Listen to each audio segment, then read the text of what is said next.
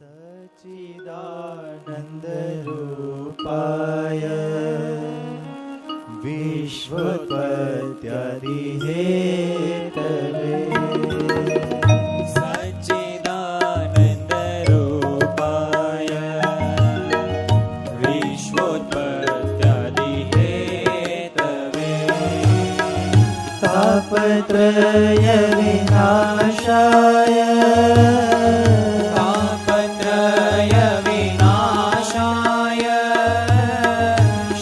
કૃષ્ણાય વયં નમઃ શ્રી કૃષ્ણાય વયં નમઃ નમસ્તે પુરુષં વાદ્યં ઈશ્વરં પ્રકૃતે પરમ નમસ્તે પુરુષં વાદ્યં ઈશ્વરં અલક્ષ્યં સર્વભૂતાનાં અલક્ષ્યં સર્વભૂતાનાં અંતર્બહિરવસ્થિતં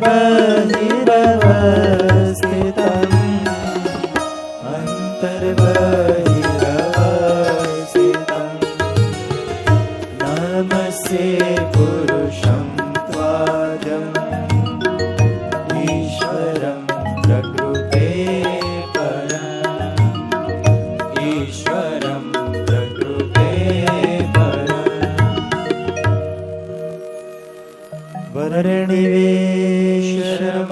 વર્ણિવેશરમણીય દર્શનમ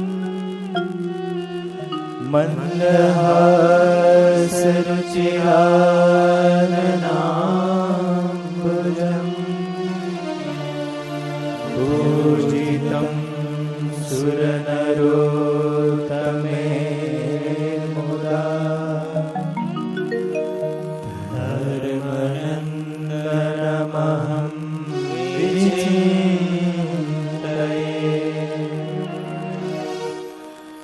ઓમ અવતારિણે શ્રી સ્વામિનારાયણાય નમો નમઃ શ્રી સહજાનંદ સ્વામીને નમો નમઃ. બોલો સ્વામિનારાયણ ભગવાનની જય. હરે કૃષ્ણ મહારાજની જય. લક્ષ્મી નારાયણ દેવની જય. નારાયણ મુનિ દેવની જય. લાડીલા શ્રી ઘનશ્યામ મહારાજની જય.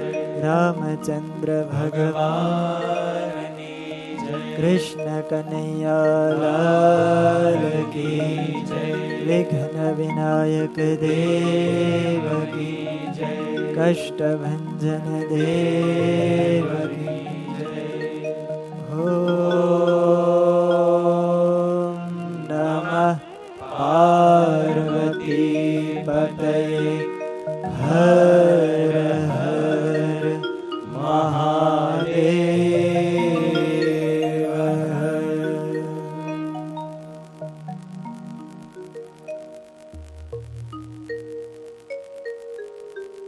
દિવ્ય મંદિરમાં સુવર્ણ સિંહાસનમાં બિરાજમાન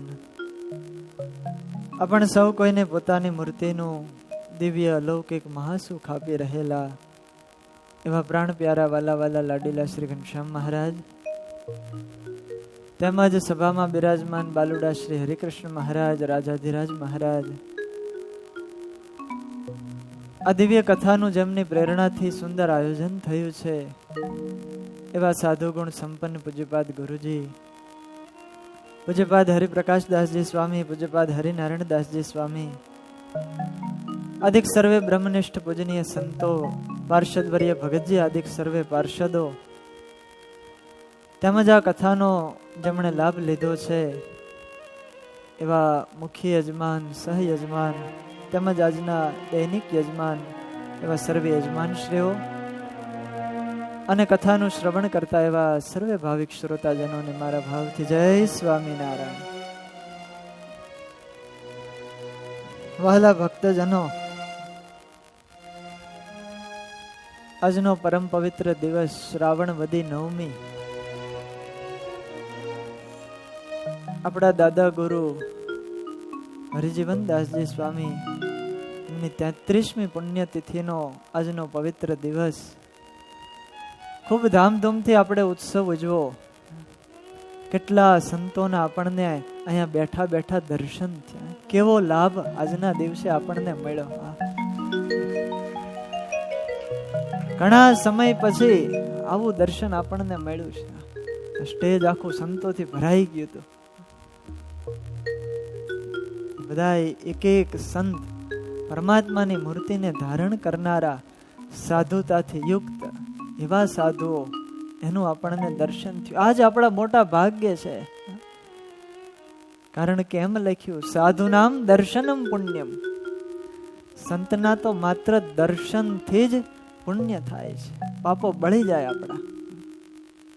આવો અલભ્ય લાભ આજ આપણને સૌને મળ્યો. મહાભાગ્યશાળી છે પવિત્ર શ્રાવણ માસ. પૂજ્યપાદ ગુરુજીની પ્રેરણાથી સંપૂર્ણ શ્રીમદ ભાગવતની કથાનું આપણે શ્રવણ કરી રહ્યા છીએ. એમાં ચતુર્થ સ્કંદ ચાલે છે. પૃથુ ભગવાનની કથા આપણે સાંભળીએ છીએ. ભગવાન પૃથ્વી ઉપર કાર્ય પરત્વે અવતાર ધારણ કરતા હોય છે. તમામ અવતાર એ નારાયણમાંથી થાય છે અને વળી પાછા નારાયણમાં લીન થતા હોય છે, જેને વેદોની અંદર નારાયણ કહ્યા છે. નારાયણાદ બ્રહ્મા જાયતે, નારાયણાદ રુદ્રો જાયતે, નારાયણાદ ઇન્દ્ર જાયતે, પ્રજાપતિ પ્રજાય સર્વ પ્રજાયંતે. જે કાંઈ પણ થયું છે, આપણને દેખાય છે, એ બધું જ પરમાત્માની એક લીલા વિભૂતિ છે. આ પરમાત્માની એક વિભૂતિ સ્વરૂપ છે ભગવાનનું. અવતારો પણ એમાંથી થતા હોય છે. એ પૃથુ ભગવાન રાજ્યાભિષેક થયો, સમગ્ર ભૂમંડળનું શાસન કરે છે. અને એ જ ધરા ઉપર જ્યારે પૃથ્વીએ રસકસને ખેંચી લીધા, ત્યારે ભગવાને પૃથ્વીને લક્ષ્ય બનાવી અને બાણ ખેંચ્યું. ચારેય દિશામાં પૃથ્વી ગાયનું રૂપ ધારણ કરી અને ગઈ, પણ કોઈ રક્ષણ કરનારું મળ્યું નહીં. ત્યારે ફરીને ભગવાન પૃથ્વીની પાસે આવી અને હાથ જોડી અને ભગવાન પૃથ્વીની સ્તુતિ કરે છે. આ પરમ પુરુષ છો, રાગ દ્વેષથી રહિત છો, વિશ્વ વિધાતા છો. હે પ્રભુ, તમે એકવાર મારો ઉદ્ધાર કર્યો હતો. જ્યારે હિરણાક્ષ નામનો દૈત્ય એ પૃથ્વીને જળની અંદર લઈ ગયેલો, અને ત્યારે ભગવાને વરાહ અવતાર ધારણ કરી અને પૃથ્વીને બહાર લાવ્યા હતા. ત્યારે પૃથ્વીનો ભગવાને ઉદ્ધાર કર્યો અને ત્યારથી ભગવાનનું નામ ધરણીધર પડ્યું છે. આપણે ભગવાનને ધરણીધર કહીએ. પરમાત્માએ પોતાની દાઢોમાં આ પૃથ્વીને ધારણ કરી હતી. એ સમયે મારો ઉદ્ધાર પ્રભુ આપે જ કર્યો હતો. અને આજે એ જ તમે વીર મૂર્તિ સમા મહારાજ આશ્રયે રહેનારી પ્રજાનું રક્ષણ કરવાના ઉદ્દેશથી બાણ ચડાવીને માત્ર દૂધ નહીં આપવાના અપરાધમાં મને મારી નાખો છો. હે પ્રભુ, આપની માયાથી મારા જેવા સાધારણ જીવો એના ચિત્ત મોહગ્રસ્ત બન્યા છે. આપની લીલા એવી અપરંપાર છે, એનો આશય અમે કોઈ સમજી શકીએ એમ નથી. આપની લીલા આપનો જ યશ વધારનારી છે. એવા હે પ્રભુ, તમારા ચરણોમાં કરોડો કરોડો વંદન છે. આવી રીતે બે હાથ જોડી નમસ્કાર કર્યા અને પછી ભગવાન પૃથ્વી તો બાણ લઈને જ ઉભા છે. અને પૃથ્વી પછી બીતા બીતા કહે છે ભગવાનને, શું કામ રસકસ બધાય સંઘરી રાખ્યા છે? सन्नियच्छभिभूमन्यो निबोध श्रावितं च मे सन्नियच्छभिभूमन्यो निबोध श्रावितं च मे सन्नियच्छभिभूमन्यो निबोध श्रावितं च मे सन्नियच्छभिभूमन्यो निबोध श्रावितं च मे सर्वत सारमादते सर्वत सारमादते सर्वतः सारमादते सर्वतः सारमादते यथा मधुकरो बुध यथा मधुकरो बुध सन्नियच्छभिभूमन्यो निबोध श्रावितं च मे सन्नियच्छभिभूमन्यो निबोध श्रावितं च मे પૃથ્વી દેવી ગાયનું રૂપ ધારણ કરી અને મહારાજા પૃથુની આગળ સ્તુતિ કરે છે અને કહે છે કે હે પ્રભુ આપના ક્રોધને શાંત કરો, આ ધનુષને બાણ ઘડીક હેઠા મૂકી દો અને મારી પ્રાર્થના તમે સાંભળો. આ લોક અને પરલોકમાં મનુષ્યનું કલ્યાણ કરવા માટે હે પ્રભુ ઋષિ મુનિઓએ કૃષિ અગ્નિહોત્ર આ વગેરે ઉપાયો બતાવ્યા છે અને ખોળી કાઢ્યા છે અને કાર્યાન્વિત કર્યા છે. પ્રાચીન સમયની અંદર શ્રદ્ધાપૂર્વક માણસ એને સારી પેઠે આચરણ કરતા હતા અને એના વડે પોતાને મનોવાંછિત ફળની પ્રાપ્તિ કરતા હતા. પરંતુ હે પ્રભુ અજ્ઞાની મનુષ્યો એ કાર્ય કરતા નથી અને એના કારણે વારંવાર નિષ્ફળ થાય છે. એ નિષ્ફળ થાય છે. શાસ્ત્રમાં કહેલા જે નિયમો છે એ પ્રમાણે જે નથી વર્તતા એ તમામ નિષ્ફળ થાય છે. પછી ગમે એટલી મહેનત કરે કાર્ય કરવા માટે પણ સફળતા પ્રાપ્ત ન થાય. પૃથ્વી અન્ન શા માટે સંગ્રહી લીધું એનું કારણ બતાવે છે. પુરા સૃષ્ટા હ્યોષધયો બ્રહ્મણા યા વિષાંપતે ભુજ્યમાના મયા દૃષ્ટા અસદ્ભિર અદ્રુત વ્રતૈ. બ્રહ્માજીએ જ્યારે આ પૃથ્વીનું સર્જન કર્યું ત્યારે મનુષ્યોને જીવાડવા માટે ઔષધિ અન્ન વગેરેની વ્યવસ્થા કરી આપેલી. પરંતુ જેમ જેમ પ્રજા ઉત્પન્ન થતી ગઈ અને અધર્મનું આચરણ કરતા ગયા, યમ નિયમ વગેરે સદાચારો છે અને એક બાજુ મૂક્યા, વ્રતોનું પાલન નહીં કરતા હતા અને એ દુરાચારી અને દુષ્ટ લોકો આ બધું અન્ન એ ખાવા લાગ્યા. અને અપાલિત અનાદૃતા ચ ભવદ્ભીર લોકપાલક. હે મહારાજા મને માફ કરજો, પણ તમારા જેવા રાજાઓ પણ અધર્મને માર્ગે ચાલતા થયા. બેન કેટલો દુરાચારી ને દુષ્ટ થયો. ચોરી ભૂતે અથ લોકે હમ યજ્ઞાર્થે અગ્ર સોમજી. આવા લોકો પૃથ્વી ઉપર જન્મ ધારણ કર્યો અને આસુરી વૃત્તિ ફેલાવી, પાપ કર્યું અને એ દ્રવ્ય આ બધું ખાતા હતા. એટલા માટે આ બધું જ અનાજ મેં મારામાં સંગ્રહિત કરી લીધું છે. ઔષધિને મેં મારામાં લીન કરી લીધી, અન્નને મેં મારામાં લીન કરી લીધું કે આનો ઉપયોગ પાપી જીવો ન કરી શકે. પૃથ્વી અન્ન આપે છે ને એ સજ્જન પુરુષો માટે આપે છે. ઇન્દ્ર વરસાદ વરસાવે એ કોઈ એવા સાધુ પુરુષો માટે વરસાવે છે. વાયુ દેવ એ વાય છે, સજ્જન પુરુષ માટે વાય છે. સજ્જનને કારણે જ આ પ્રકૃતિ બધી કાર્યાન્વિત થાય છે. બાકી દુર્જનો જ્યારે પૃથ્વી ઉપર વધી જાય ત્યારે ભગવાનને પ્રલય કરવો પડતો હોય છે. અને જ્યારે સજ્જનો હોય ત્યારે પ્રકૃતિને પણ આનંદ થાય કે અમારો ઉપભોગ આ સજ્જન પુરુષો કરે. આજે પૃથ્વી કહે છે કે એટલા માટે મેં અન્ન અને ઔષધિનો સંગ્રહ કરી લીધો. જ્યારે જ્યારે પાપી વ્યક્તિ એક ખરાબ સંકલ્પ પણ થાય. એક પ્રસંગ સરસ બની ગયેલી ઘટના, કવિ કલાપી નામ સાંભળ્યું હશે, ભણવામાં એની કવિતા પણ આવતી. એ લાઠી નરેશ સુરસિંહજી ગોહિલ પોતે રાજા હતા અને બહુ સરસ એમણે કવિતા લખી નિજ અનુભવ. એકવાર જંગલમાંથી મૃગયા કરી અને પસાર થતા હતા, ખૂબ તરસ લાગી.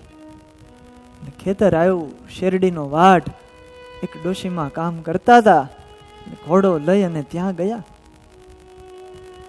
લાગી છે મુજને તૃષા, જલ જરી દે તું મને. હે માજી મને જળ આપો, તરસ લાગી છે. અને ડોશીને થયું કે પાણી આપવું એના કરતા સરસ મજાની શેરડી છે, શેરડીનો રસ પીવડાવું. અને શેરડી કાપી અને રસ નીકળ્યો. રસનો પ્યાલો ભરી અને મહારાજાને આપ્યો. ઓળખતા નથી કે આ રાજા આવ્યા છે. રાજાએ પીધો, બહુ મીઠો લાગ્યો કે તરસ ખૂબ લાગી છે, હજી બીજો પ્યાલો આપો. અને બીજો પ્યાલો પીધો રસનો. અને આ બાજુ રાજાના મનની અંદર એક સંકલ્પ થયો. રાજાને થયું કે મારા રાજ્યની અંદર આવા બધા સમૃદ્ધ લોકો રહે છે, ખેડૂતો બહુ સમૃદ્ધ છે, અને આની પાસે આટલું બધું ધન હોય તો હવે થોડો કર વધારે લેવો પડશે, થોડો ટેક્સ વધારે લે, કારણ કે ખેડૂતો સમૃદ્ધ છે. અને આવો સંકલ્પ થયો પ્રજા પાસેથી ધન લેવાનો. અને પછી કીધું કે હજી શેરડીનો રસ આપો. અને એ ડોશીમાએ દાતરડું માર્યું, કાપી કાપી ફરી ફરી, અરે કાતળી શેલડીની એકે બિંદુ પણ રસ તણું કેમ હાવા પડે ના. શેરડી કાપી, રસ ન નીકળ્યો. બીજી કાપી, છતાંય રસ ન નીકળ્યો, એક ટીપુય નીકળે નહીં. આ બાજુ રાજા આશ્ચર્ય પામ્યા કે આમ કેમ થાય છે, ટીપુય રસ નીકળતો નથી. રાજાએ પૂછ્યું અને ત્યારે એ માજીએ એવું કીધું, રસહીન ધરા થઈ છે, દયાહીન થયો નૃપ, નહીં તો ના બને આવું, બોલી માતા ફરી રડી. રડતા રડતા કીધું કે આ ધરા રસ વગરની થઈ ગઈ, કારણ રાજા છે ને આ ધરતીનો, એ દયા વગરનો થઈ ગયો છે, એટલા માટે ધરતીએ રસ ખેંચી લીધો. શેરડીમાંથી રસ ન નીકળે. અને રાજા ચોંકી ગયો, મારા દ્વારા આવું થયું. એક ખાલી સંકલ્પ કર્યો એના કારણે પૃથ્વીએ બધો રસ ખેંચી લીધો. અને રાજા હાથ જોડી અને મારી આગળ માફી માંગવા લાગ્યા કે મને માફ કરો, તમે કહો છો કે દયાહીન થયો નૃપ, હે માજી હું જ આ પંથકનો રાજા છું, અને મારાથી આવો સંકલ્પ થયો, પણ હવે હું પ્રતિજ્ઞાબદ્ધ બનું છું, હવે તમારી પાસેથી વધારે કર નહીં લઉં. આવી પ્રતિજ્ઞા લીધી અને કીધું શેરડી કાપો. અને માજીએ દાતરડું લીધું, છુરી વતી જરીજ કાતળી એક કાપી, ત્યાં શેર છૂટી રસની ભરી પાત્ર દેવા. જ્યાં દાતરડું માર્યું ત્યાં તો રસની ધારા થઈ. આ વાત છે. જ્યારે જ્યારે પણ આ રાજાઓ પ્રજા પાસેથી આવી રીતે ધન લે, ત્યારે પૃથ્વી પણ રસ કસ બધાય ખેંચી લેતી હોય છે. આજ પૃથ્વી સ્વયં કહે છે ગાયનું રૂપ ધારણ કરીને,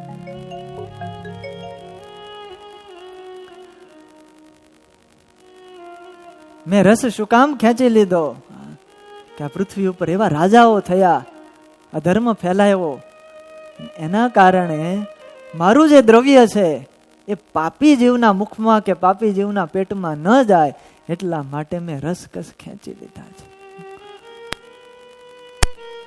યજ્ઞ માટેની સામગ્રી પણ મેં મારામાં લીન કરી લીધી.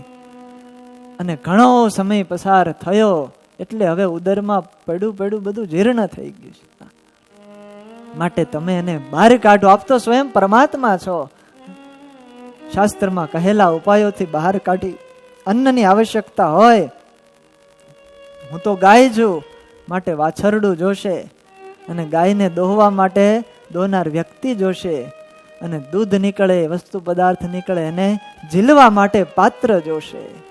આ બધાની વ્યવસ્થા કરો એટલે હું વાછરડાના સ્નેહથી થાન ઉભરાવી અને દૂધના રૂપમાં તમને બધી વસ્તુ પાછી અર્પણ કરી દઈશ.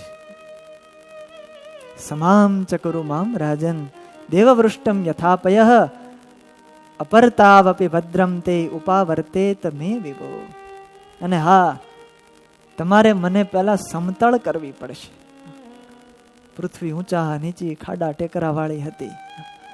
વરસાદ આવે એટલે જળ બધું વહી જાય, ક્યાંય સ્થિર ન રહે. સમથળ કરવી પડશે, કાયમ મારામાં જળ સંગ્રહાયેલું રહે. પૃથ્વીના આ વચનોને મહારાજા પૃથ્વીએ સ્વીકાર્યા છે, અને પછી બધી જ વ્યવસ્થાઓ કરી અને રાજા પૃથ્વીએ સ્વયંભૂ મનુ એને વાછરડું બનાવ્યા છે, અને પોતાના હાથે જ એ પૃથ્વી રૂપી ગાયને દોહવા લાગ્યા, અને એમાંથી સમસ્ત ધન અને ધાન્ય એને પૃથ્વી ભગવાને દોહી લીધા, અને ફરી નાખી પૃથ્વી ધન સમૃદ્ધિ અને ધાન્યથી ઉભરાઈ ગઈ.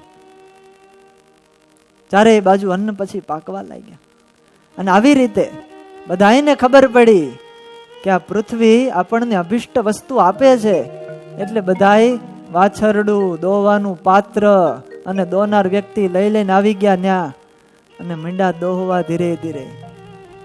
જેને જે જોતું હતું એ પૃથ્વી આપ્યું. ઋષિ મુનિઓ આવ્યા, બૃહસ્પતિને વાછરડો બનાવ્યો, અને ઇન્દ્રિય રૂપી પાત્રની અંદર આ ઋષિ મુનિએ વેદનું દોહન કર્યું છે. દેવતાઓ એને ઇન્દ્રને વાછરડો બનાવ્યો, અને સુવર્ણનું પાત્ર લઈને આવ્યા. સ્વર્ગના અધિપતિઓ છે બધા, સોનાનું પાત્ર લઈને આવ્યા, અને એમાંથી અમૃત એનું દોહન કર્યું, બળ અને ઓજનું દોહન કર્યું. દૈત્યો હતા એ સ્વયં પ્રહલાદને લઈને આવ્યા છે. પ્રહલાદજીને વાછરડો બનાવ્યા, અને લોઢાનું પાત્ર લઈ અને મદિરા એણે એમાંથી કાઢી છે. અસુરો હતા એટલે એ જ કાઢે. ગંધર્વોએ વિશ્વાવસુને વાછરડો બનાવ્યો. કમળરૂપી પાત્રની અંદર સંગીત અને સૌંદર્યનું દોહન કર્યું. પિતૃઓએ અર્યમાને વાછરડો બનાવી માટીના પાત્રમાં કવ્યનું દોહન કર્યું છે. સિદ્ધોએ કપિલ ભગવાનને વાછરડો બનાવ્યા, અને આકાશરૂપી પાત્રની અંદર અણિમાદિક જે અષ્ટ સિદ્ધિઓ છે એનું દોહન કર્યું.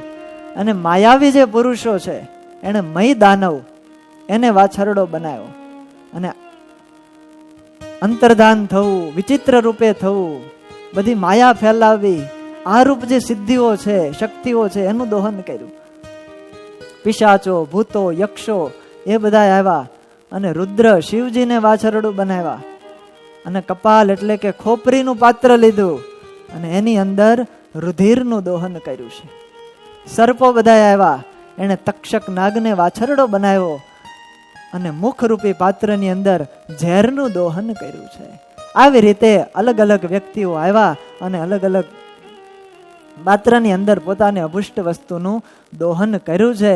પણ સમજવાની વાત એ છે કે જેના જેના જેવા સ્વભાવ હોય એ પ્રમાણે એવું દોહન કરે. પૃથ્વી તો એક જ છે, દોહનારો જેવો એવું દોહન કરે.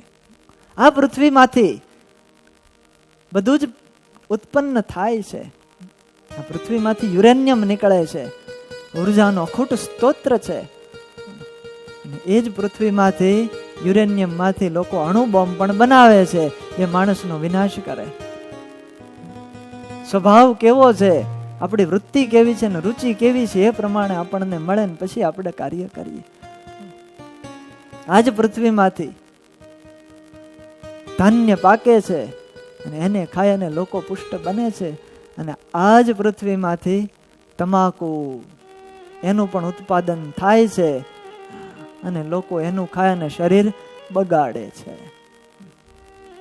કેવા સ્વભાવ છે એ ઉપર આખો આધાર છે.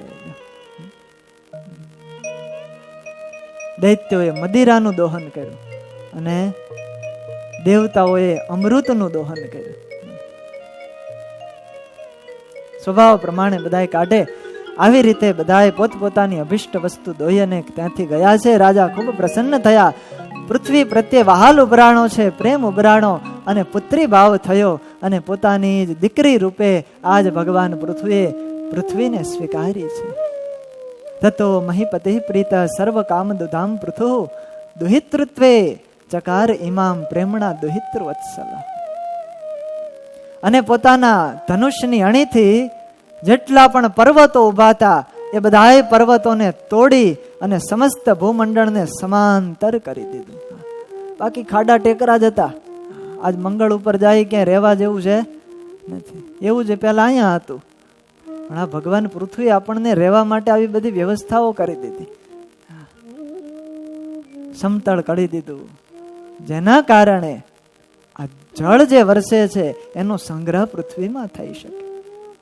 અને રાજાએ કીધું લોકોને કે તમે બધા કૃષિ કરો, ખેતી કરો, અને ખેતી દ્વારા આ બધું અન્ન પાકશે અને એના દ્વારા તમારું પોષણ થશે, ધાન્ય પાકશે. બધાએ કીધું પણ ખેતી કરવા હાટું ક્યાંક રહેવું પડે એક જગ્યાએ. કઈ ફર તો કરાય નહીં. એ વખતે બધા લોકો એક જગ્યાએ નહોતા રહેતા. કઈ આવો નિયમ જ નહોતો. જ્યાં સારા ફળ મળતા હોય, જ્યાં સારું ધાન્ય પાકતું હોય ત્યાં બધા રહે. એક ખૂટી જાય એટલે બીજી જગ્યાએ જાય, ત્યાંથી ખૂટે એટલે ત્રીજી જગ્યાએ જાય. આવી રીતે બધા રહેતા હતા. અને પછી ભગવાને પૃથ્વીએ અનેક જગ્યાએ નિવાસ સ્થાનનું વિભાજન કર્યું છે. અનેક ગામો વસાવ્યા, નગર વસાવ્યા, રહેવાના પશુઓના રહેવાના સ્થાનો કર્યા, છાવણીઓ, ખાણો, ખેડૂતોના ગામો બનાવ્યા, તળેટીના ગામો. આ બધોય વિકાસ ભગવાન પૃથ્વીએ કર્યો છે. આજ જે નગર વ્યવસ્થા જોવામાં આવે છે એની શરૂઆત પૃથુ ભગવાને કરી છે. ત્યારથી માણસો આવી રીતે ભેગા રહેતા થયા, ઘર બાંધતા થયા. બાકી જંગલમાં આમ તેમ રખડતા. અનેક ગામો, નગરો આની સુવિધા ભગવાન પૃથ્વીએ કરી. પૃથુ મહારાજ આ ધરતીના પહેલા સમ્રાટ થયા. એણે આવી વ્યવસ્થા કરી એટલે ત્યારબાદ આ જે ધરતી છે એનું નામ પૃથ્વી પડ્યું. પૃથુ ભગવાનના નામ ઉપરથી ધરતીનું નામ પૃથ્વી પડ્યું. પેલા ધરતી કહેવાતું. આવી રીતે ભગવાને આપણને બધાને રહેવા માટે સરસ મજાની આવી સુવિધા પરમાત્માએ કરી આપી છે. ભગવાનના બહુ મોટા ઉપકારો વાલા ભક્તજનો આપણા ઉપર હોય છે. અને ત્યારબાદ રાજા પૃથુ અશ્વમેધ યજ્ઞ કરે છે. એની અદ્ભુત કથા આવે છે, એનું આપણે શ્રવણ કરીએ. અથા દીક્ષિત રાજા તો હયમેધ શતેન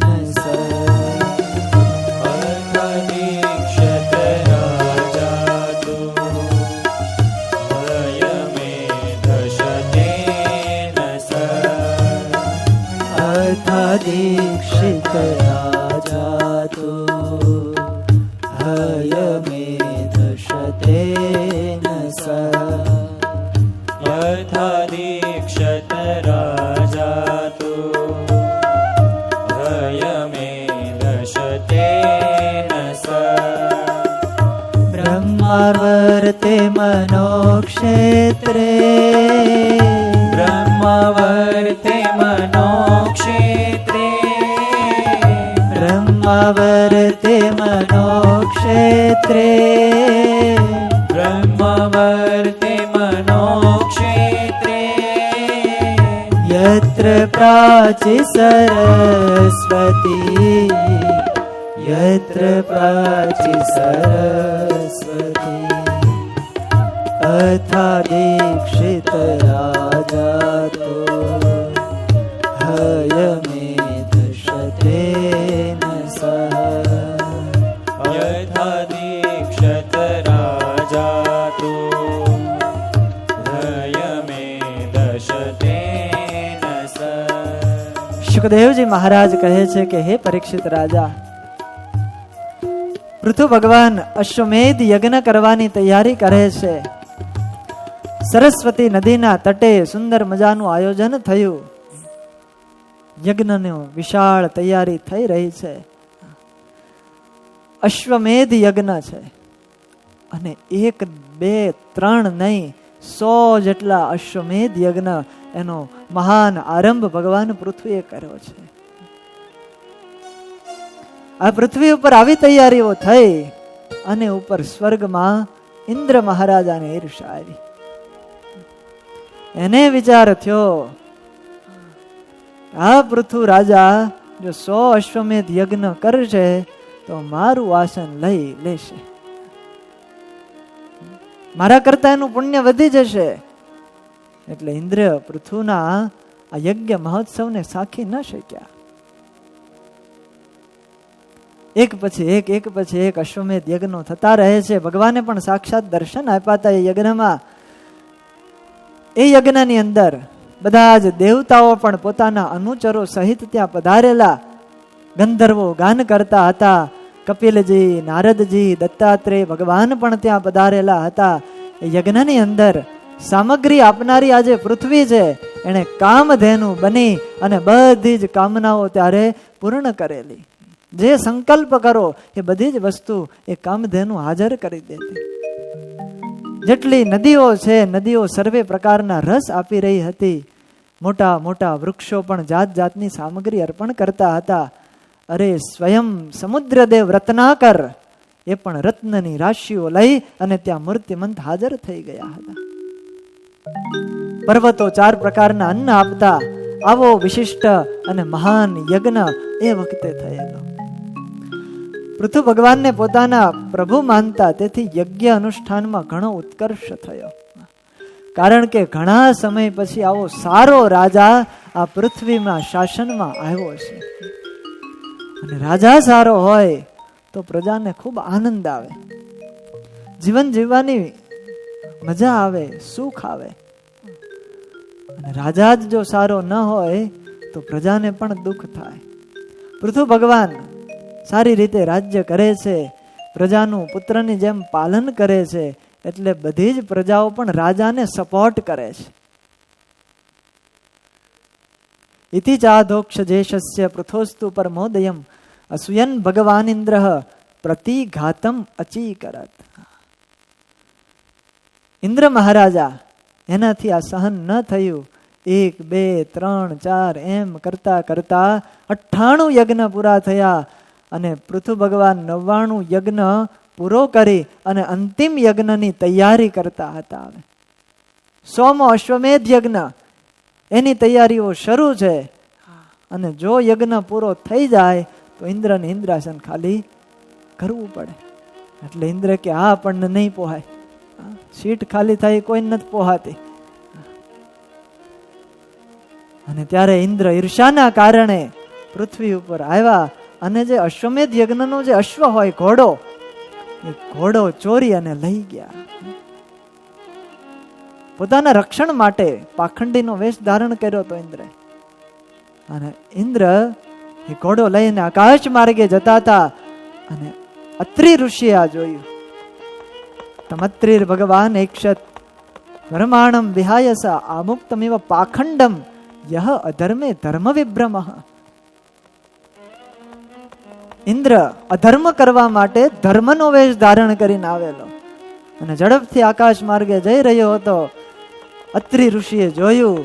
અત્રિણા ચોદિતો હંતુમ પૃથુ પુત્રો મહારથ.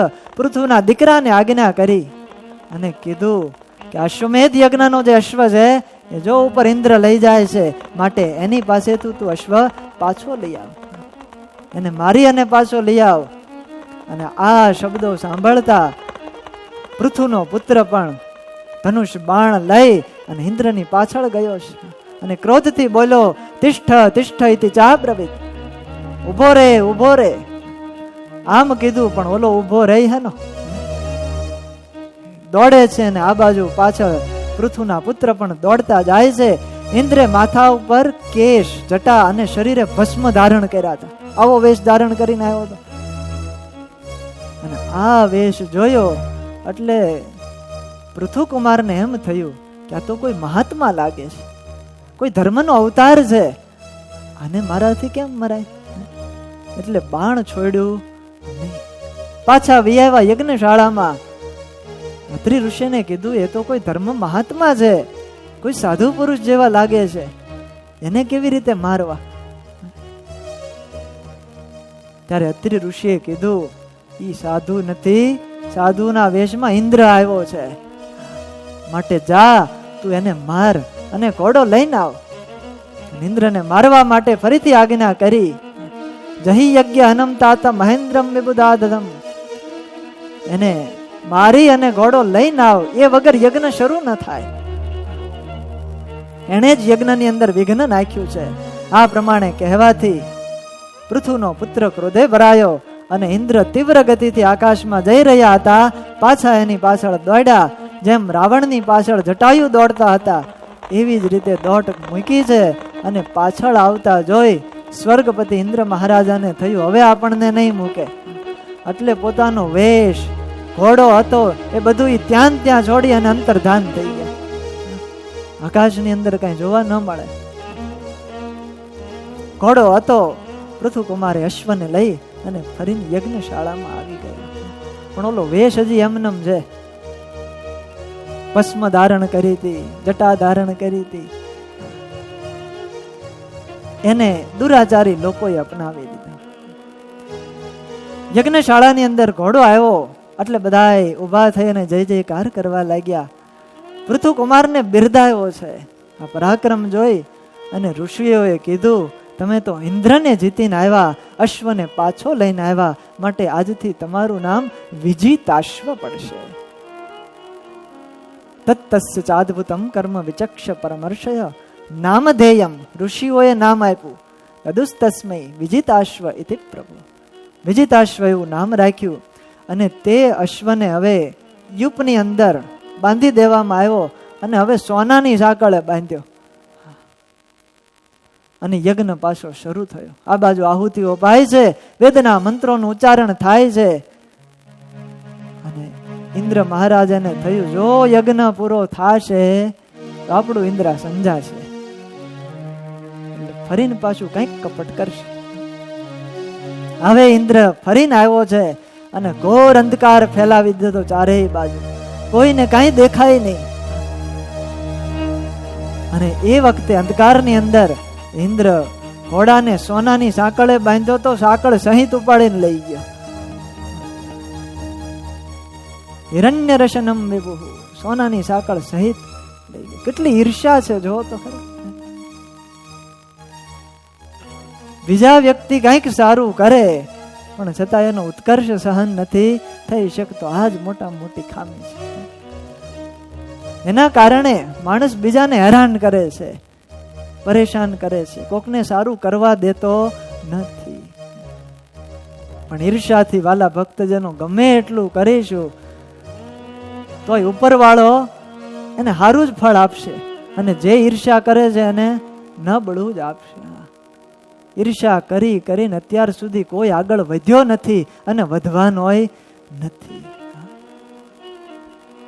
ઈર્ષા વાળા માણસ હોય ને કોક આગળ વધે ને દેખાય નહીં, દેખ્યું ન જાય, એનાથી સહન ન થઈ શકે.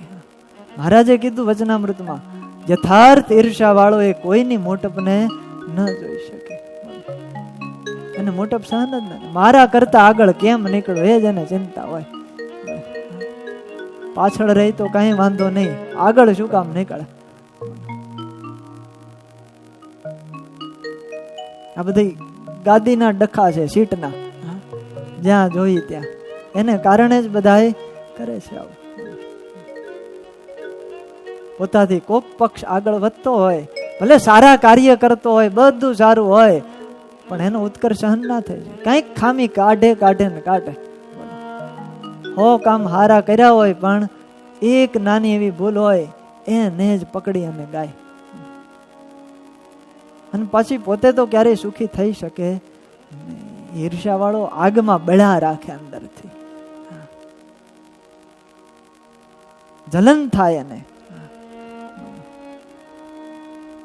એના માટે અગ્નિની જરૂરત નથી પડતી. કોકે બહુ સારું કીધું કે આગ કી જરૂરત યહાં નહીં પડતી, यहाँ तो आदमी आदमी से जलता है. એક માણસ બીજા માણસ કંઈક સારું કરતો એનાથી જ બળે, એને અગ્નિની જરૂર ના પડે. કોઈની રોશની બીજવવાનો વાલા ભક્તજનો ક્યારેય પ્રયત્ન ન કરવો. શક્ય હોય, શક્તિ હોય તો કોકની રોશનીને પ્રગટાવવાનો પ્રયત્ન કરી જોજો.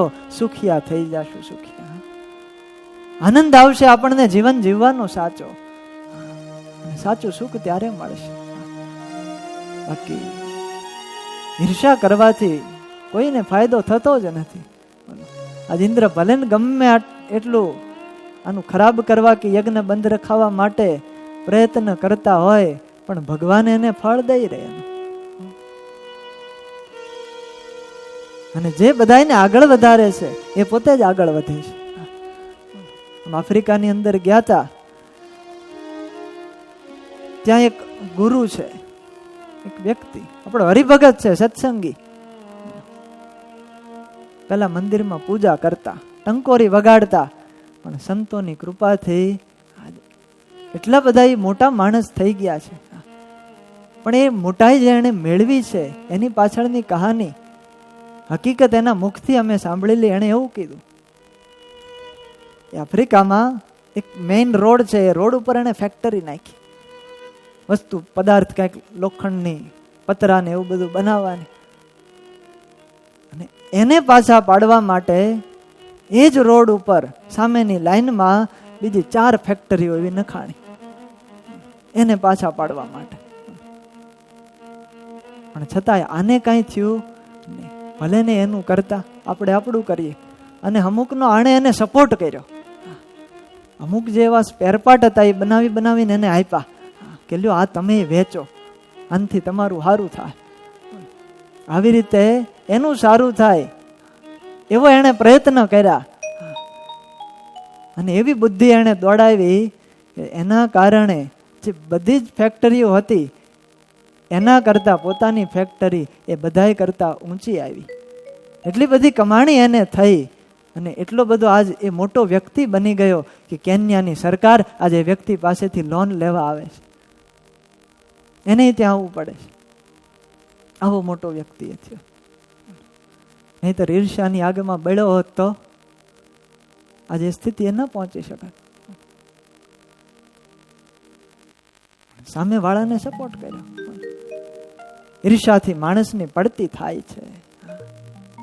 2 ઘટના મને એક યાદ, એક અવડિયા અને બીજી મેલકોટની અંદર અમે રહેતા. ત્યાં ભગવાન નારાયણનો અભિષેક રોજ થાય, ભગવાનની પૂજા થાય અને એ પૂજા માટે જળ લાવવામાં આવે. હવે એક રાજાની 2 કુંવરીઓ હતી, બંને બહેનો. એટલે નાની બેન હતી, એને વિચાર આવ્યો કે ભગવાન એનો અભિષેક થાય છે, એના માટે આપણે નજીકની અંદર જ એક સારી વાવ બનાવીએ, તળાવ બનાવીએ, તો એનાથી એ પાણી દ્વારા ભગવાનનો અભિષેક થઈ શકે. આવી શુદ્ધ ભાવનાથી સરસ મજાનું તળાવ બનાવ્યું. અને પૂજારીઓ પછી એમાંથી પાણી લઈ અને ભગવાનનો અભિષેક કરે ને આ બાજુ મોટી બેનને ઈર્ષ્યા આવી. આવડી આણે આ કામ કર્યું એનાથી એની કીર્તિ ગવાય છે, એટલે એ સહન ન કરી શકી. બાજુમાં જ અડીને તળાવ આજ પણ છે. મોટી બેને એની બાજુમાં જ તળાવ બનાવ્યું. હું તળાવ બનાવું, એમાંથી પાણી, એ પાણી ભગવાન માટે જાય. પણ ભાવ કેવો હતો? ઓલાને પાછા પાડવાનો. પણ એનું પરિણામ જોજો. આજ પણ તમે મેલકોટની અંદર જાશો, મોટી બેને જે ઈર્ષાથી તળાવ બનાવ્યું છે એનું પાણી આજ પણ ડોળું છે, કાળું છે, ને એ ભગવાનના ઉપયોગમાં આવતું નથી. અને જેણે હૃદયના શુદ્ધ ભાવથી એ તળાવ બનાવ્યું છે એનું પાણી રોજ આજ પૂજારીઓ લઈ અને ભગવાનનો અભિષેક કરે છે. આજ પણ થાય છે. બાજુમાં છે, અડી આટલો ફરક પડે. ઈર્ષાથી જે વસ્તુ કરવામાં આવે છે એ ક્યારેય કીર્તિને પાત્ર બનતું નથી. એક દિવસ તો એ નીચાણ તરફ જ લઈ જાય છે આપણને. માટે જે કાંઈ પણ કરીએ હૃદયના શુદ્ધ ભાવથી કરીએ. કોઈ આગળ વધતું હોય એને પાછા પાડવાની કોશિશ ક્યારેય ન કરવી. તો પોતે ક્યારેય આગળ નહીં આવી શકે. કદાચ બીજા તો એના કારણે નહીં જઈ શકે, પણ પોતે ક્યારેય આગળ ન આવી શકે. આજ ઇન્દ્ર સ્વર્ગનો અધિપતિ છે, ત્રિલોકીનો રાજા, પણ છતાંય આ એક પૃથ્વી ઉપર નાનો રાજા એ યજ્ઞ કરે છે, એમાં વિઘ્ન નાખવા માટે ન્યાથી છે કાંઈ આવે. આવી ઈર્ષા છે જબરી. અને ફરીને પાછા ઇન્દ્ર મહારાજાએ અંધકાર ફેલાયો, સોનાની સાંકળે સહિત અશ્વને લઈ ગયા અને અત્રિ ઋષિએ ફરીથી આકાશ માર્ગે જતા ઇન્દ્રને જોયા પાછું કીધું છે કે જા એને તું મારી અને અશ્વને લઈ આવ. પૃથુકુમારે ફરીને અશ્વને દોડાવ્યો છે ધનુષ બાણ લઈ અને પાછળ પડ્યા. પણ આ વખતે જોયું તો એક કપાલ છે, ખટવાંગ હાથની અંદર ધારણ કરી છે. કપાલ એટલે કે ખોપરી, અને આયુધ ધારણ કર્યું છે. ને આવું તો શિવજી કરે. પૃથુકુમારને વિચાર થયો કે આ તો સાક્ષાત મહાદેવ છે, શિવજી છે. બે હાથ જોડીને એને તો વંદન કર્યા અને પાછા આવી ગયા યજ્ઞશાળામાં. અત્રિ ઋષિ કહે તું ભૂલો પડશો, વાત કરી આ શિવજી કે મહાદેવ નથી, આ ઓલો ઇન્દ્ર જ છે. કપટ કરીને આવા વેશ ધારણ કરીને આવે છે, માટે તું એમાં લલચાઈશ નહીં.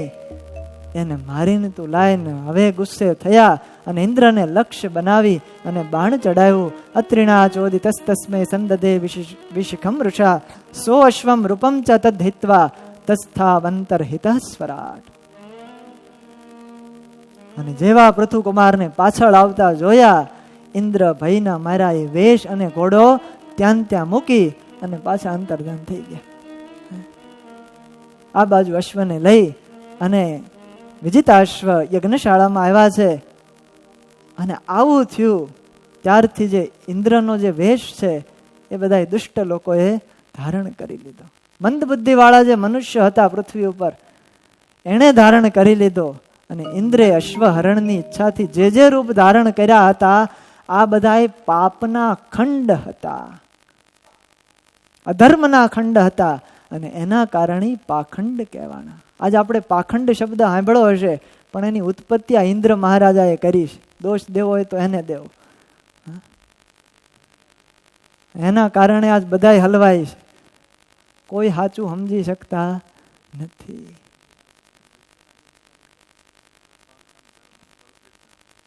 મહારાજે શિક્ષાપત્રીમાં લખ્યું, પાખંડ ધર્મ કલ્પિત ધર્મનું આચરણ ક્યારેય પણ કરવું નહીં. શ્રીજી મહારાજે એનું ઉચ્છેદન કર્યું છે. એટલે જ શતાનંદ સ્વામીએ નામ લખ્યું, પાખંડોચ્છેદન પટવે નમઃ. પાષંડ ધર્મનું ઉચ્છેદન કરવામાં ચતુર એવા ભગવાનને હું નમસ્કાર કરું છું. આ બધા પાખંડ થયા, કારણ કે પોતે હતા ઇન્દ્ર મહારાજા અને વેશ ધારણ કર્યો સાધુનો. શું કામ? ચોરી કરવા હાટું, ઘોડાની ચોરી કરવા હાટું સાધુનો વેશ ધારણ કર્યો. આ બાજુ પૃથ્વી ઉપર બધા હતા ચોરો, એને લાગ મળી ગયો, ચોરી કરવા જાય તો પકડાઈ જાય, આ વેશ હારો છે એટલે લઈ લીધો. યાની રૂપાણી જગૃહે ઇન્દ્રો હય જહિર્ષયા તાની પાપસ્ય ખંડાની લિંગમ ખંડમ ઇહોચ્યતે. પાપના ખંડ કહેવાના. અને કેટલી વાર ઇન્દ્ર ઘોડો લઈ ગયો અને વળી પાછો આ લઈ અને પાછો આવી જાય, એવી રીતે શરીરનો ત્યાગ કર્યો. એ બધા નગ્ન, રક્તાંબર, કાપાલિક વગેરે પાખંડ વિચારોમાં મનુષ્યની બુદ્ધિ મહદ અંશે મોહિત થઈ જાય છે. કારણ કે આ બધા પાક્કા નાસ્તિક મતો છે, જે દેખાવમાં સુંદર હોય, તર્ક અને પ્રમાણોથી પોતાના જ પક્ષનું સમર્થન કરતા હોય, પણ વાસ્તવમાં ધર્મ હોતો નથી. ધર્મ જેવા લાગે છે, પણ લોકો ભ્રાંતિને કારણે એમાં ભરમાઈ જાય છે, ધર્મ માની અને એમાં આસક્ત થઈ જતા હોય છે. આ બધી અંધશ્રદ્ધાઓ છે, આમાંથી જ ફેલાણી.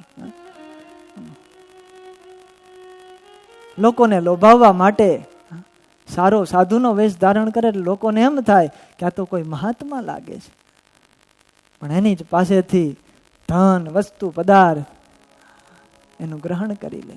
પૃથુનો દીકરો ઓળખી ન શક્યો, માટે આપણે ધ્યાન રાખવું પડે. જોવું, નિષ્કુળાનંદ સ્વામી લખ્યું છે, વિચાર કરવો, બધા સદગુણો લખ્યા. સાધુ પુરુષ કેવા હોય અને અસાધુ કેવા હોય એના લક્ષણો બધા લખ્યા છે. જેને મળવે માન્યું કલ્યાણ રે એને જોવા ઘડી ઘડીએ, વારંવાર જોવા એને, એનાથી જીવનું કલ્યાણ થાય. ખાતા પીતા જોતા જણાશે રે, આશય એના અંતરનો, ઉઠે બેસે બોલે કળાશે રે, પાસે વસતા એ નરનો. પાસે રહો એટલે ખબર પડી જાય સાચા છે કે ખોટા છે. ઇન્દ્રોના રૂપથી ભારતની અંદર પાખંડી ગુરુઓ થયા. બોલો, ગઈકાલે આવ્યું થઈ ગયું. હા, કાલ નાટક ભજવું હતું ને આપણે શરૂઆતમાં, બસ ઈ જ આ વાત છે. ન મળ્યું ખાવા એટલે ભગવા ધારણ કરી અને જગતમાં નીકળી પડે. લોગ બાબાજી બાબાજી કરે અને થોડી ઘણી હિન્દી શીખી જાય, થોડું ગુજરાતી, થોડા હિન્દી, બાબાજી કા ચલતા હૈ. મોટા મહારાજ માને બધાય. मुंड मुंडाए 3 गुण, सिर की मिट गई खाज, અને ખાને કો લડ્ડू मिले लोग कहे महाराज. वाह वाह થાય. बाबा जी को भजिया का भोग लगाना चाहिए और चटनी भी. પછી સામે વાળાનું જે થવું એ થાય, પણ બાબાજીનું એનું થઈ જાય. આવું હતું. महाराज वक्ते બધા આવતા, धोली दाल और काली रोटी, पक्का सीधा चाहिए. आ ई सिवाय खाय नहीं. એના જમાનો કળિયુગ છે, લિમિટેશન નો જમાનો છે સાહેબ. અત્યારે રીજ વધારે હાલે, ખોટાની જ કિંમત છે. ખોટાનું અત્યારે વધુ ચાલે. બોલો, સાચા ઘરેણા બહુ ઓછા પહેરે, મોંઘાઈ પડે અને ભય લાગે કોક લઈ જાય. લિમિટેશનમાં દેખાવે સારો આવે અને સસ્તું ખરું. દેખાડો સારો હોય પણ કિંમત સારી હોતી નથી. તો જે સોનાની જે કિંમત થાય એની કિંમત ખોટાની એની જ આવી કિંમત ન થાય. અને હાલની અંદર છે. બોલો, હવે પાખંડીઓ છે હજુ પણ. છોટા ઉદયપુર બાજુ જાઓ, હાલમાં ભગવાન સ્વામિનારાયણ તરીકે પૂજાય છે.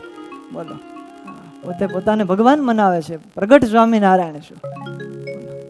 અને હમણાં થોડા સમય પહેલા તો એક કલ્કી ભગવાન પ્રગટ થયા. હું કલ્કી ભગવાન છું એમ કહીને પોતાને મનાવે, પૂજાવે. બોલો, આ બધું પાખંડ કહેવાય. કળિયુગની અંદર આનું જ પૂજન જાજુ થતું હોય છે. સાચા જે સંતો છે, સાચા જે ભક્તો છે, સજ્જન પુરુષો છે, એ આમાં ઢકાઈ જતા હોય છે. એટલે લોકો જાજા ભરમાઈ જાય.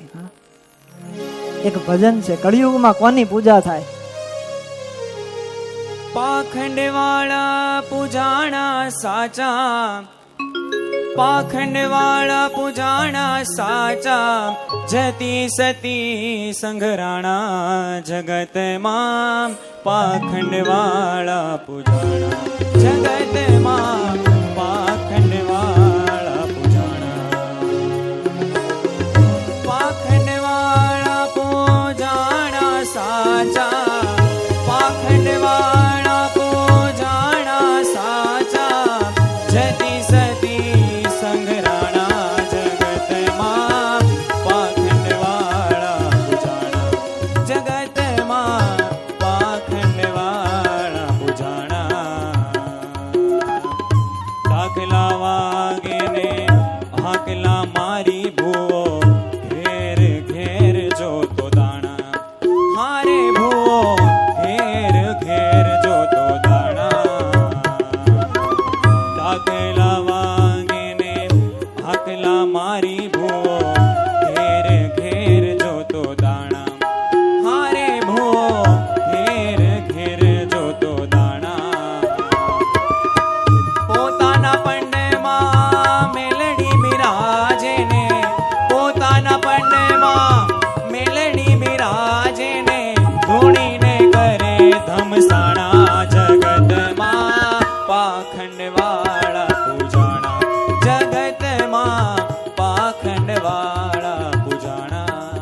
આ જગતની અંદર જાજુ આવું ચાલે છે. ખોટાની પૂજા થાય, પાખંડની પૂજા થાય, અને જો ખોટું હોય ને ત્યાં માણસો બહુ ઉભરાય, જાજુ ટોળું થાય, એની પૂજા લોકો કરે. કારણ ભ્રમ છે, સાચા ખોટાનો ખ્યાલ નથી. કળિયુગનું લક્ષણ છે. ગામડે ગામડે જો કેટલી અંધશ્રદ્ધાઓ છે. ભુવાઓ હોય, દોરા ધાગા, મંત્ર જંત્ર વિદ્યા વાળા ઠેર ઠેર પહોંચી ગયા છે અને લોકોને ભરમાવે છે. લોકો પાછા એમાં આસક્ત થાય કે આ ફકીર દોરો સારો કરે છે અને એનાથી બધાયના કામ થઈ જાય છે, આપણું થઈ જાય, માટે હાલો ન્યા. પોતે જે માનતા હોય એને પડતા મૂકીને ત્યાં જાય. અંધશ્રદ્ધા છે. માટે ક્યારેય વાલા ભક્તજનો અંધશ્રદ્ધામાં ફસાવું નહીં. મહારાજે કીધું ભગવાનનો જે સાચો નિષ્ઠાવાળો ભક્ત હોય, મંત્ર જંત્ર નાટક ચેટક એમાં ક્યાંય પ્રતીતિ આવે નહીં. એને બોલો, કાલે આપણે આખ્યાન ન ભજવું, કારિયાણી ગામના માચા ખાચર, બોલો કેવા એક નિષ્ઠ ભક્ત હતા, એને ક્યાંય પ્રતીતિ આવી નહીં. બોલો બ્રાહ્મણ પોતે સદાવ્રત ચલાવતા હતા અને બ્રાહ્મણ આવ્યો, રૂપું કરી દે ધાતુનું. આ જડીબુટ્ટી તમને શીખવાડું. માચા ખાચરે લાકડી પકડી, કીધું હાલતો થા, આ હગી નહીં થાય લાકડી. ત્યારે નહીતર એને સત્સંગ નહોતો. આવી નિષ્ઠા હતી. અંધશ્રદ્ધામાં ક્યાંય લેવાય નહીં. સાચા ભક્તનું લક્ષણ છે. બાકી જો હજી ભેદ નથી સમજાતો તો હજી ભક્તપણામાં કંઈક કચાશ છે. હજી આપણને કંઈક બીજી આસ્થા રહેતી હોય તો એ ટાળવાની જરૂર છે વાલા ભક્તજન. એક નિષ્ઠા ભગવાન સ્વામિનારાયણની રાખીએ. આપણને ક્યાં ઓછું મળ્યું છે? મોટા સંતો તો એમ કહેતા કે કોણ મળ્યું એનો વિચાર કરજો, મને તમને તો અનંત કોટી બ્રહ્માંડનો ધણી મળ્યો છે સાહેબ. એની પ્રાપ્તિ આપણને થઈ છે. હવે બીજા ત્રીજાનો ભાર ન હોય આપણી ઉપર. કોઈ આપણું કોઈ બગાડી ન શકે. જો એક નિષ્ઠા હોય, પ્રભુનો દ્રઢ આશરો હોય, કાળ કર્મ કે માયા પણ વાળ વાકો ન કરી શકે. પણ આની ખુમારી હોવી જોઈએ, આવો કેફ હોવો જોઈએ. બાકી તો કંઈક થાય અને તરત બીજા હાલવા માંડે, એને લાભ ન પ્રાપ્ત થાય.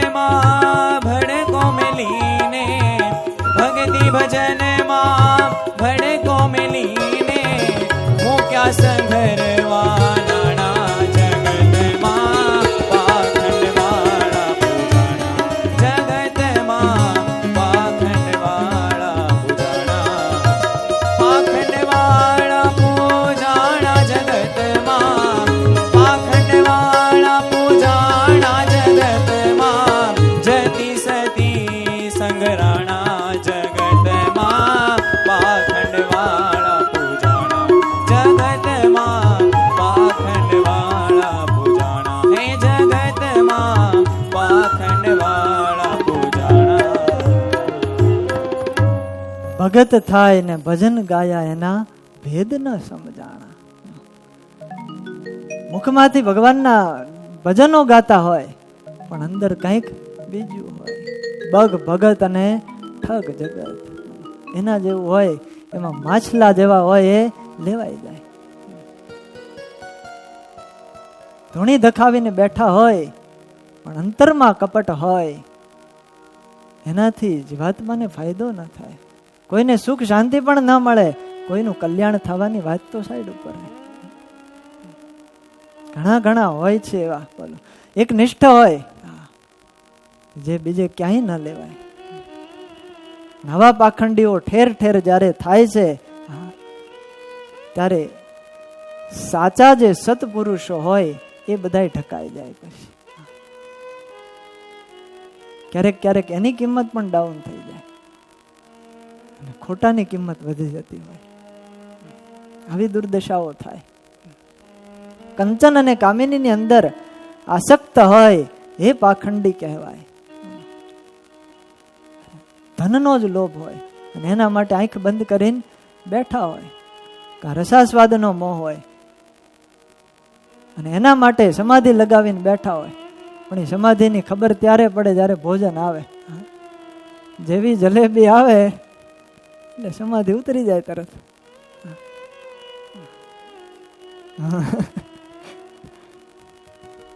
समाधि कहाँ गई? आपका भाव हमें समाधि में से बाहर ले आया.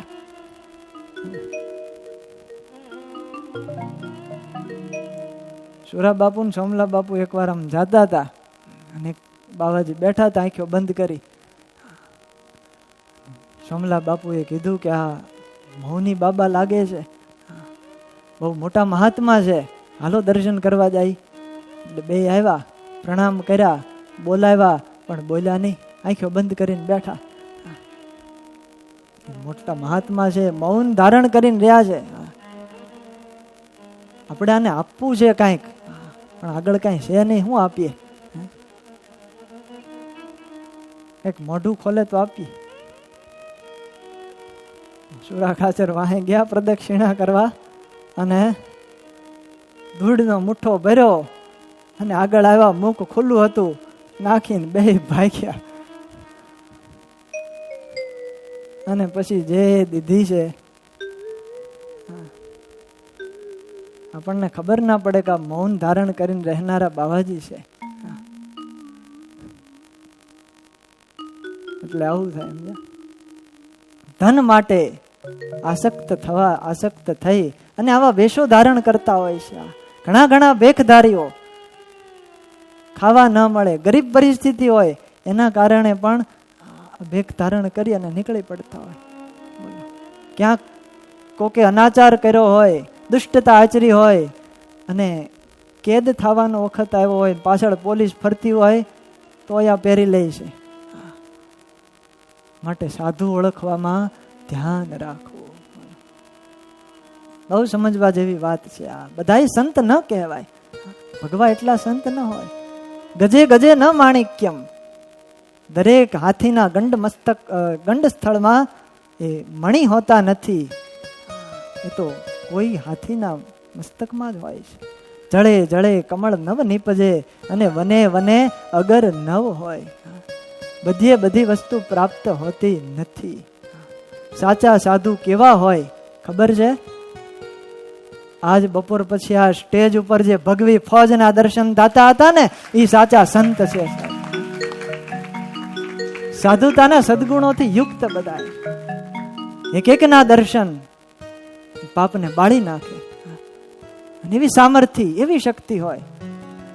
એક એક સાધુ હજારોના કલ્યાણ કરવા માટે કાફી હોય. એ સાચા સંત છે. જેનું તન મન માન્યું ત્યાગે રે, ભક્તિ ધર્મ ભાવે છે. જેના વચન વીટ્યા વૈરાગ્ય રે, અંતર માંથી આવે છે. શીલ સંતોષ ને વળી શાંતિ રે. આવા સદગુણો જેનામાં હોય. ગીતામાં ભગવાને કીધું સાચા સંત કેવા હોય? નિર્માન મોહા જિત સંગ દોષા, અધ્યાત્મ નિત્યા વિનિવૃત્ત કામા, દ્વંદ્વેર વિમુક્તા સુખ દુઃખ સંગેર ગચ્છંત મૂઢા પદમવ્યયમ. નિર્માન આદિક ગુણોથી યુક્ત હોય, નિષ્કામ આદિક ગુણોથી યુક્ત હોય, રાગ દ્વેષ કામ ક્રોધ સુખ દુઃખ આદિક દ્વંદ્વોથી પર પોતે વર્તતા હોય, એવા હોય એને સાચા સંત કહેવાય. અને ભગવાને એમ કીધું, એવા સાધુના દર્શન માત્રથી જીવના અનંત જન્મોના પાપ કપાઈ જાય છે. એનો નાશ થઈ જાય પાપોનો, પછી રહેતા નથી. આ જેણે જેણે પણ આવું દર્શન કર્યું હશે એના પાપ બળી ગયા. સત્સંગી જીવનમાં શતાનંદ સ્વામી લખે, આ મારા શબ્દો નથી, સાચા સંતનો મહિમા આવો છે. અને આપણા મોટા ભાગ્ય કે આપણને સાધુતાના સર્વે ગુણે સંપન્ન એવા સદગુરુની આપણને પ્રાપ્તિ થાય છે. આપણને તો રોજ એવા સત્પુરુષના દર્શન થાય છે. બહુ મોટા ભાગ્ય હોય. બધાને આ મળતું નથી. પરમાત્માએ કૃપા કરીને આપણને સત્પુરુષની પ્રાપ્તિ કરાવી આપી છે. માટે હવે નિષ્ઠા આપણે એક રાખવી જોઈએ. આશરો એક રાખો. ભગવાને આપણને આપ્યું છે તો હવે બીજે ત્રીજે ફાંફા મારવાની જરૂર નથી. નકામા આવામાં ક્યાંક ભરમાઈ જાય. માટે પરમાત્માની બહુ દયા છે વાલા ભક્તજનો. અષ્ટાંગ બ્રહ્મચર્ય એ ભગવાને સંતો પાસે પઢાવ્યું.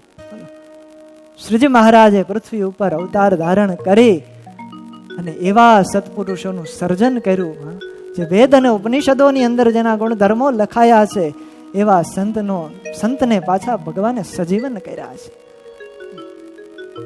સ્વામિનારાયણ ભગવાનનું બહુ મોટું યોગદાન આ સમાજને માટે છે. સમાજને આવા સારા સંતો આપ્યા જેનાથી એને સારી પ્રેરણા મળે, ધર્મ પાળવાનું જ્ઞાન મળે. સાચું જ્ઞાન મળે તો જ સાચી દિશા તરફ એ વ્યક્તિ આગળ ચાલી શકતો હોય છે. નહીતર ખોટા રસ્તે ક્યાંક ભરાઈ જાય. ઇન્દ્ર મહારાજા સ્વયં સ્વર્ગના અધિપતિ હતા, છતાં પણ ઈર્ષાને કારણે આવા પાખંડના વેશ ધારણ કર્યા, જેના કારણે આજ પૃથ્વી ઉપર અધર્મી અને દુરાચારી લોકોએ એ વેશ ધારણ કરી લીધા, જેના કારણે બધા લોકો આજે એમાં ભરમાય છે.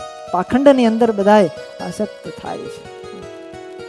અને પછી ઇન્દ્ર વારા ઘડી આવું કરતો હતો એટલે હવે પૃથુ કુમાર થાકી ગયા. ભગવાન પૃથુ ઊભા થયા અને ધનુષ ઉપર બાણ ચડાવ્યું છે. હવે તારી ખેર નથી. એને બાણ મારવા માટે બાણ ચડાવ્યું ને ઋષિ મુનિઓ રોક્યા છે કે રહેવા દો. ઇન્દ્રનો વધ કરવા માટે તત્પર થયા ત્યારે કીધું તમે તો બુદ્ધિવાન છો, યજ્ઞની દીક્ષા લીધી, માટે વધ કરવો ઉચિત નથી. તો શું કરવું?